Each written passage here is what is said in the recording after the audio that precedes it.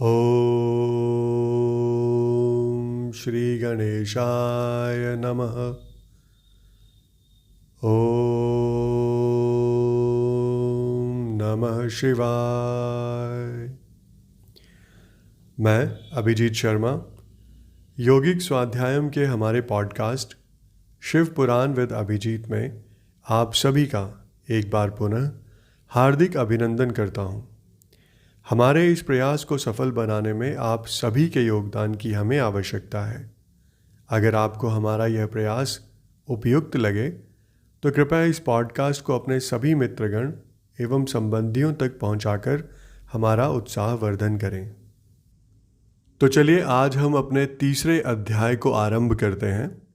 आज हम श्री शिव पुराण महात्म्य के 5वें अध्याय, जिसका शीर्षक है चंचुला के प्रयत्न से पार्वती जी की आज्ञा पाकर तुम्बुरु का विंध्य पर्वत पर शिव पुराण की कथा सुनाकर बिंदुक का पिशाच योनि से उद्धार करना तथा उन दोनों दंपति का शिव धाम में सुखी होना का श्रवण एवं पठन करेंगे।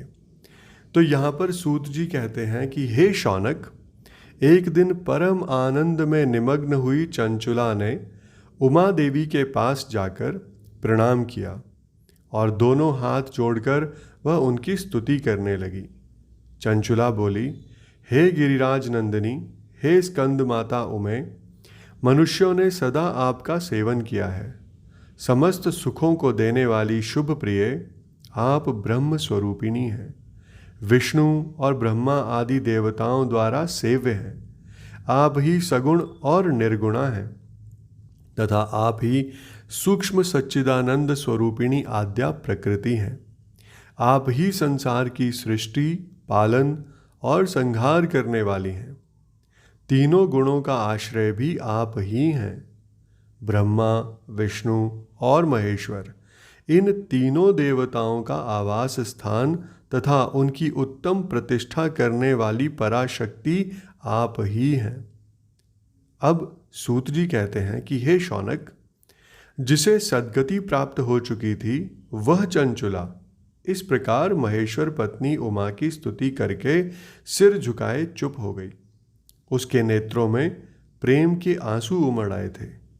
तब करुणा से भरी हुई शंकर प्रिया भक्त वत्सला पार्वती देवी ने चंचुला को संबोधित करके बड़े प्रेम से इस प्रकार कहा।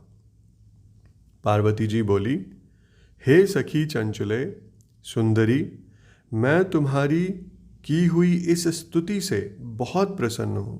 बोलो, क्या वर मांगती हो? तुम्हारे लिए मुझे कुछ भी अदेय नहीं है। इसके उत्तर में चंचुला बोली कि हे निष्पाप गिरिराज कुमारी, मेरे पति बिंदुक इस समय कहाँ हैं? उनकी कैसी गति हुई है ये मैं नहीं जानती। हे कल्याणमयी दीन वत्सले, मैं अपने उन पतिदेव से जिस प्रकार संयुक्त हो सकूं वैसा ही कोई उपाय कीजिए। हे महेश्वरी, हे महादेवी, मेरे पति एक शूद्र जातीय वैश्या के प्रति आसक्त थे और पाप में ही डूबे रहते थे। उनकी मृत्यु मुझसे पहले ही हो गई थी। ना जाने वे किस गति को प्राप्त हुए। इसके उत्तर में गिरिजा बोली कि बेटी, तुम्हारा बिंदुक नाम वाला पति बड़ा पापी था। उसका अंतःकरण बड़ा ही दूषित था। वैश्या का उपभोग करने वाला वह महामूढ़ मरने के बाद नरक में पड़ा अनगिनत वर्षों तक नरक में नाना प्रकार के दुख भोगकर वह पापात्मा अपने शेष पाप को भोगने के लिए विंध्य पर्वत पर पिशाच हुआ है। इस समय वह पिशाच अवस्था में ही है और नाना प्रकार के क्लेश उठा रहा है। वह दुष्ट वहीं वायु पीकर रहता है और सदा सब प्रकार के कष्ट सहता है। इसके आगे अब सूत जी बताते हैं। वो कहते हैं कि हे शौनक, गौरी देवी की यह बात सुनकर उत्तम व्रत का पालन करने वाली चंचुला उस समय पति के महान दुख से बहुत दुखी हो गई।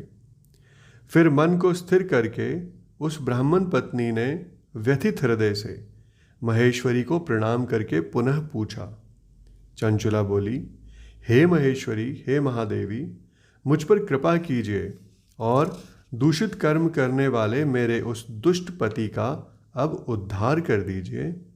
देवी, कुत्सित बुद्धि वाले मेरे उस पापात्मा पति को किस उपाय से उत्तम गति प्राप्त हो सकती है, ये शीघ्र बताइए। आपको मेरा नमस्कार है।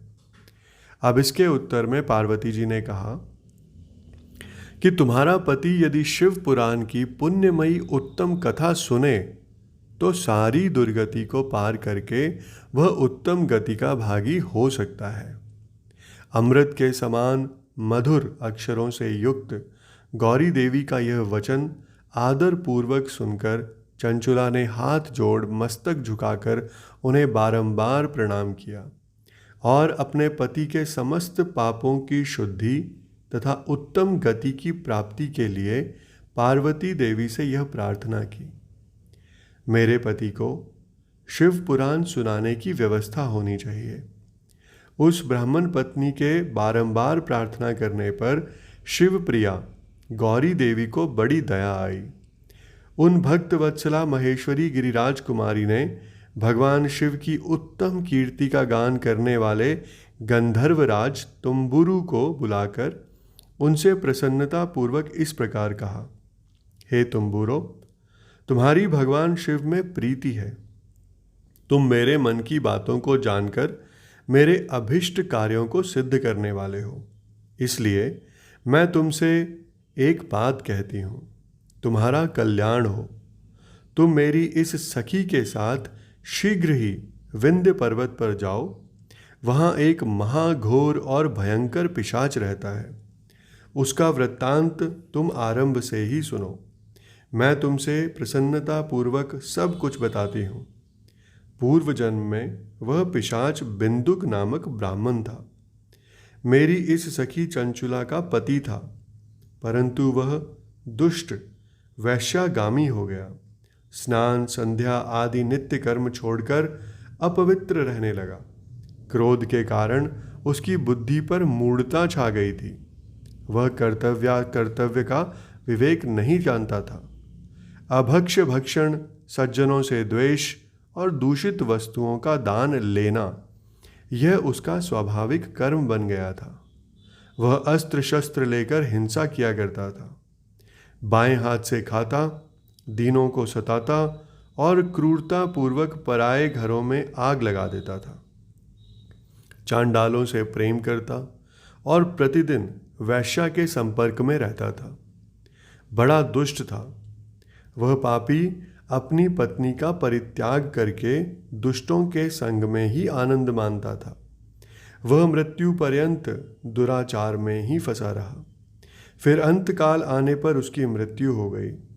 वह पापियों के भोग्य स्थान और यमपुरी में गया और वहाँ बहुत से नरकों का उपभोग करके वह दुष्टात्मा जीव इस समय विंध्य पर्वत पर पिशाच बना हुआ है। वहीं वह दुष्ट पिशाच अपने पापों का फल भोग रहा है।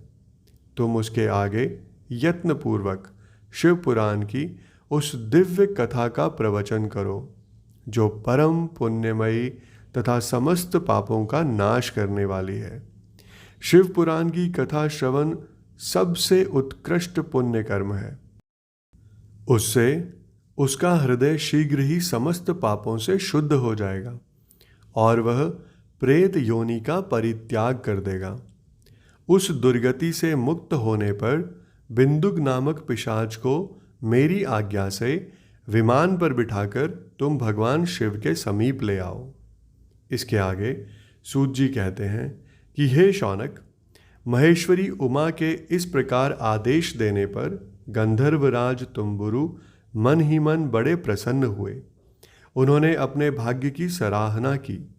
तत्पश्चात उस पिशाच की सती साध्वी पत्नी चंचुला के साथ विमान पर बैठकर नारद के प्रिय मित्र तुम्बुरु वेगपूर्वक विंध्याचल पर्वत पर गए, जहाँ वह पिशाच रहता था। वहाँ उन्होंने उस पिशाच को देखा। उसका शरीर विशाल था, ठोड़ी बहुत बड़ी थी। वह कभी हंसता था, कभी रोता और कभी उछलता था। उसकी आकृति बड़ी विकराल थी। भगवान शिव की उत्तम कीर्ति का गान करने वाले महाबली तुम्बुरु ने उस अत्यंत भयंकर पिशाच को पाशों द्वारा बांध लिया। तदनंतर तुम्बुरु ने शिव पुराण की कथा बाँचने का निश्चय करके महोत्सव युक्त स्थान और मंडप आदि की रचना की।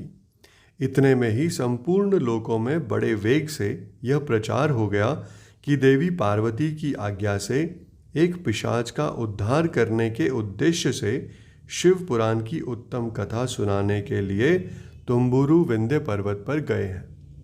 फिर तो उस कथा को सुनने के लोभ से बहुत से देवऋषि भी शीघ्र ही वहां आ पहुंचे।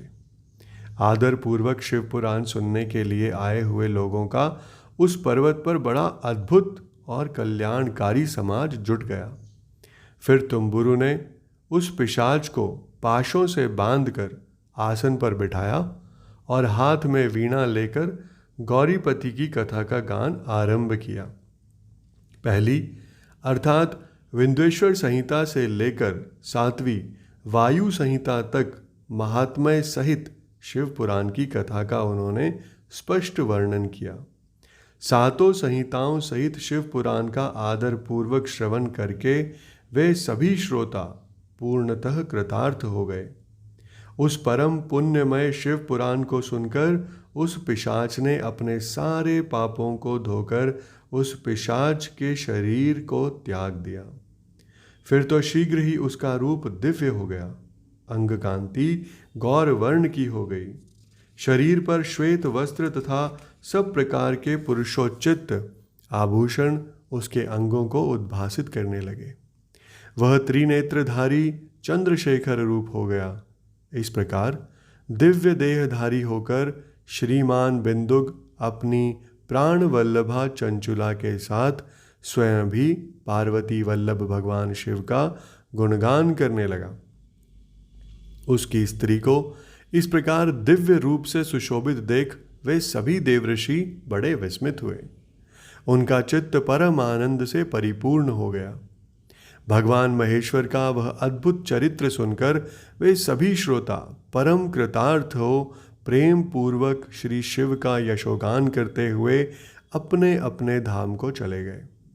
दिव्य रूपधारी श्रीमान बिंदुक भी सुंदर विमान पर अपनी प्रियतमा के साथ बैठकर सुखपूर्वक आकाश में स्थित हो बड़ी शोभा पाने लगा। तदनंतर महेश्वर के सुंदर एवं मनोहर गुणों का गान करता हुआ वह अपनी प्रियतमा तथा तुम्बुरु के साथ शीघ्र ही शिव धाम में जा पहुंचा। वहां भगवान महेश्वर तथा पार्वती देवी ने प्रसन्नता पूर्वक बिंदुक का बड़ा सत्कार किया और उसे अपना पार्षद बना लिया। उसकी पत्नी चंचुला पार्वती जी की सखी हो गई। उस घनीभूत ज्योति स्वरूप परम आनंदमय सनातन धाम में अविचल निवास पाकर वे दोनों दंपति परम सुखी हो गए। इसके साथ ही हमारा आज का यह एपिसोड यहीं संपन्न होता है। मैं कल फिर आपके समक्ष उपस्थित होऊंगा हमारे अगले एपिसोड के साथ। आप सबका मुझे इतने धैर्य एवं ध्यान से सुनने के लिए बहुत बहुत धन्यवाद।